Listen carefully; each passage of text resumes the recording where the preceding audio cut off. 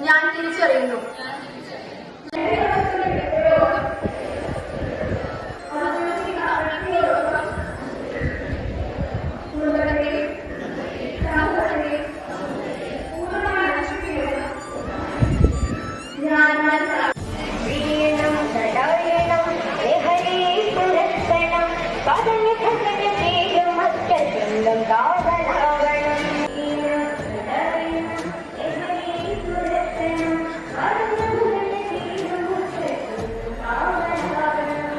ലഹരി എന്നത് അത്തരത്തിലുള്ളൊരു മാനവികത്താണ്.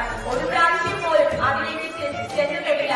ഒരു പ്രാവശ്യം പോലും ലഹരിയെ പറ്റി ഞാൻ അറിയില്ല എന്നുള്ളൊരു ദൃഢമായ തീരുമാനം നാം ഓരോരുത്തരും നമ്മുടെ മനസ്സുകളിൽ തന്നെ എടുക്കണം. അച്ഛനെയും അമ്മയെയും സഹോദരങ്ങളെയും മറ്റു ബന്ധുജനങ്ങളെയും ഒട്ടും മനസാക്ഷിക്ക് നിരക്കാത്ത വിധം തന്നെ ലഹരിയുടെ ഉപയോഗത്താൽ പലരും കൊല്ലുന്നതും ഉപദ്രവിക്കുന്നതുമായിട്ടുള്ള കാര്യങ്ങളെല്ലാം തന്നെ നാം പത്രമാധ്യമങ്ങളിലൂടെയൊക്കെ വായിച്ചറിയുന്നു. പതഞ്ഞ ഗ്ലാസുകളിൽ ചതിയുടെ ഇരുന്നൊരു